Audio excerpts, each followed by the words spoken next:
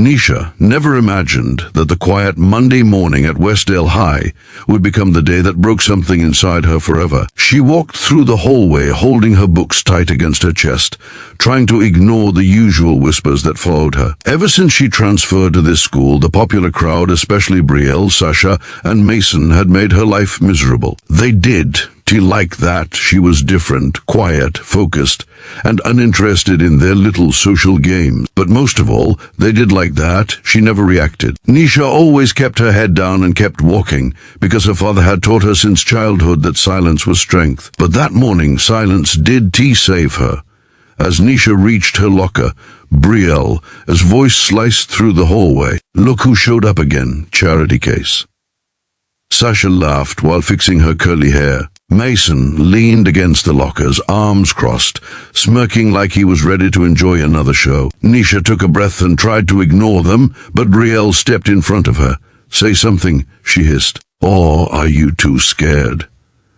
Nisha quietly opened her locker and pretended they weren't there. That was her biggest mistake. Brielle grabbed Nisha's hoodie and yanked it back. "Don't walk away from me," she shouted. The hallway fell silent. Students stopped, turned, and watched. Nisha's heart pounded in her chest as she whispered, "Let go." But Brielle did. Instead, she grabbed the edge of Nisha's shirt. "You think you were better than us, huh?" Sasha chimed in and tugged the other side. It happened so fast that Nisha did to even have time to react. With one violent pull, the girls tore her shirt straight down the back. The sound of ripping cloth echoed through the hallway like a gunshot. Gasps burst around them. Some kids covered their mouths. Others pulled out their phones. Nisha froze as cold air hit her exposed skin.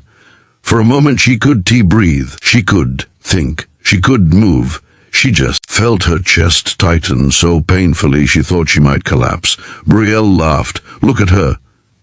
Sasha giggled louder. "Pathetic." Mason smirked and said, "Take a picture, this is going viral." Nisha's face burned with humiliation. Tears filled her eyes but refused to fall. She grabbed the torn pieces of her shirt, holding them together with trembling hands, and ran. She ran past the pointing fingers, the cruel whispers, the flashes of camera phones. She ran out of the school and into the freezing morning air, where she finally collapsed beside the parking lot. Her breath shook as she tried to control the sobs tearing through her. She had never felt so small, so powerless, so destroyed. After a few minutes, she pulled out her phone with shaking fingers and dialed one number, her father. "Papa?" Her voice cracked. "Can you come, please?" Her father, Advocate Arjun Mehra, was one of the most feared lawyers in the city. Calm, sharp-minded, and known for destroying entire corporations in court. But to Nisha he was just Papa, and when he heard her voice, he did ask a single question. "I am coming," he said. 15 minutes later, his black car pulled up. Arjun stepped out in his crisp suit, but the moment he saw Nisha, her torn clothes, her shaking hands, her red eyes, his expression changed. Something dark and dangerous flashed in his gaze. "Who did this to you?" he asked quietly. Nisha broke down. She told him everything, every insult, every shove, every cruel word she'd tolerated for months. And finally what they did today. Arjun listened without blinking, without interrupting. But his jaw tightened more and more until the muscles visibly trembled. When she finished, he took off his coat and wrapped it around her shoulders gently. "Nisha," he said softly, "I promise you, this ends today, and they will never hurt you again." Nisha looked at him with watery eyes. "Papa, I don't want trouble." Arjun placed a hand on her cheek. They chose this trouble. He stood up, his eyes cold like a storm. "And now, I will show them what destruction really looks like." They drove straight to the school. Nisha stayed in the car while her father walked inside with a firm, unwavering stride. Heads turned immediately. Teachers paused mid-conversation. The principal, Mr. Hargrove, hurried toward him. "Mr. Mehra, is everything all right?" Arjun's voice was low, deadly calm. "No, but it will be." He walked past the principal without waiting for permission and headed straight toward the security office, where the school cameras were monitored. "I want footage from hallway C, 8:14 a.m. The guard hesitated. "Sir, we can't." Arjun removed a badge from his pocket, a government authorization granted to high-level attorneys for cases involving minors.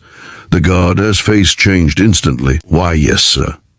Within minutes, Arjun had the footage on a USB drive. Clear as daylight, Brielle, Sasha, and Mason tearing Nisha's clothes while laughing. Students recording, no one helping. Arjun turned to the principal, who was sweating nervously. "You will call those 3 students and their parents to your office. Now." "But sir, now." There was something in his voice that made everyone obey. The bullies arrived within minutes, their smug expressions disappearing when they saw Arjun standing there like a silent storm. Brielle, as mother, forced a laugh. "I am sure this is a misunderstanding." Arjun played the footage. The room went dead silent. No one spoke. No one blinked. No one breathed. When the video ended, Arjun looked at the parents, his voice sharp and cold enough to cut steel. "Your children committed assault, public humiliation, physical harassment, and destruction of personal property." He leaned forward. "But more importantly, they traumatized my daughter." The parents stammered excuses. The principal tried to calm everyone. Brielle muttered something under her breath. That was the wrong move. Arjun stood up straight. His next words made everyone's blood turn cold.